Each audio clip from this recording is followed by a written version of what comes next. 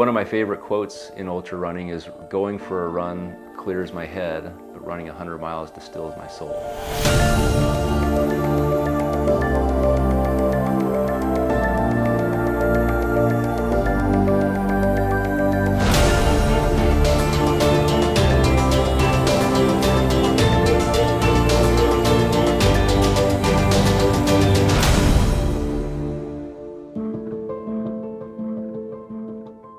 My name's Eric Storheim. I'm from Holiday, Utah. It's hard to find a place where within 10 minutes, I can be in the mountains.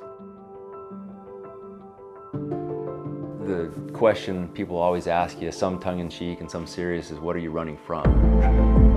Ultra running is a very selfish pursuit. It's me on the trail, and it becomes very addictive.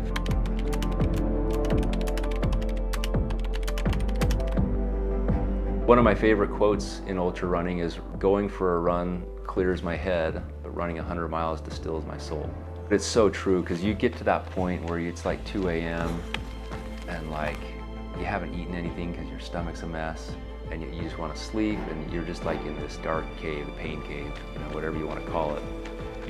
At some level, that it's going to get better, but you can't imagine how it's going to happen. And so it's the ability to just dig deep within and know if you just keep putting one foot in front of another, you're going to come out of it. I started running because I had to, and I found out quickly that you have to run a lot in rugby. And then it actually started to feel kind of good. So then I would go for a run just because I wanted to. And then after high school, a friend of mine said, "Hey, I'm running the Deseret News Marathon. Just come and run the first 10 or 12 miles with me and keep me company." I said, "Sure." The longest run I'd been on was 10 miles. I went and ran the marathon with him and actually finished. What I thought and what my wife really hoped was a one and done turned into a fairly strong obsession and passion up until now. I finished the Wasatch 100 6 times. I've run the Bear 100 a couple times, tons of 50 milers, 50 Ks, 100 Ks, marathons, just stuff like that.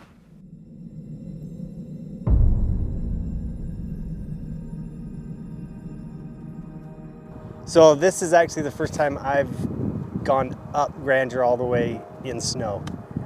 So this is probably number what for you? I don't know, hundreds, somewhere in there. Like over 200?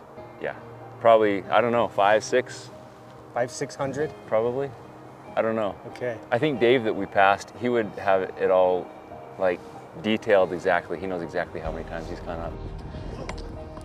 Yeah, it's this pier over there. Yeah. Then when I really started doing it a lot, multiple times a day, was I was training for a couple of really big early spring races that require a lot of up and down and up and down and up and down.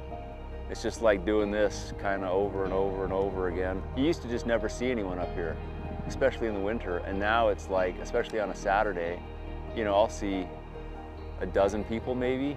If I were up here doing a few laps, probably a dozen people that I know and that I've got to be friends with just from being on the mountain. And I guess we're all kind of weird. It's good. But it's a fun group of people, and you kind of have this instant little click with them a lot of the time. I met Eric about maybe 11 years ago or so, kind of working on, training and that type of thing, and then started to see him on a bunch of races and slowly developed kind of a cool friendship with him.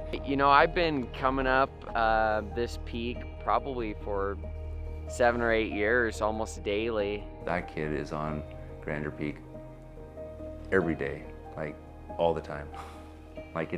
He could do it blindfolded. It's been fun because, you get about an hour and a half of conversation together. You get to know each other, and it's kind of a neat gathering spot, to be honest with you, for a lot of the runners in the area.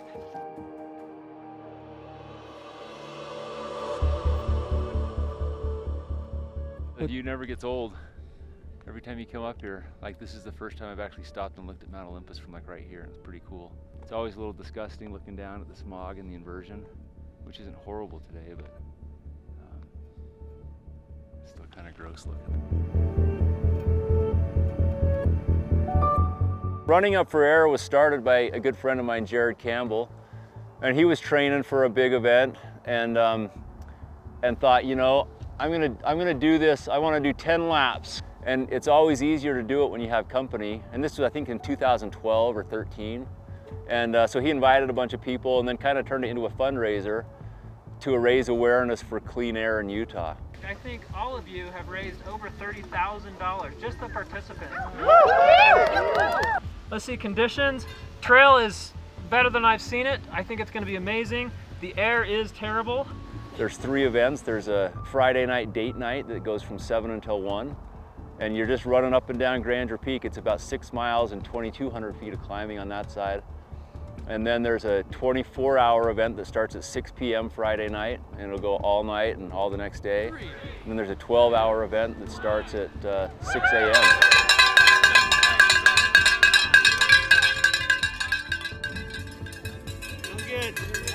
Yeah. People always want to go up Olympus. Olympus is no fun. I like Lake Blanche. Bell's Canyon is no fun. But this one, I'll do this every day. Really? Yeah, I don't get sick of it. The first mile, you're like along a river. Oh, yeah. It's really pretty. And then you're on the face for like a mile, and then you're on a ridge for the last mile. So it's kind of broken up, and then you just kind of get a different experience, and it's fun. I'm gonna try for just twice tonight. I know that doesn't sound too exciting, but if I can get 2 in, I'll be stoked. I will exceed my expectations with 2. 2's a lot. 2's legit. Like, no joke, 2 times on this mountain is legit. That's 12 miles. I always loved being out in the mountains. There was always something kind of neat about it. And so when I figured out that there was actually a sport where you could run, you know, and be in the mountains at the same time, it was kind of like my heart had kind of found something that I could do my whole life, I hope. But I think suffering, becoming uncomfortable, is crucial to allowing us to be better humans. Maybe I just take it to a little different level.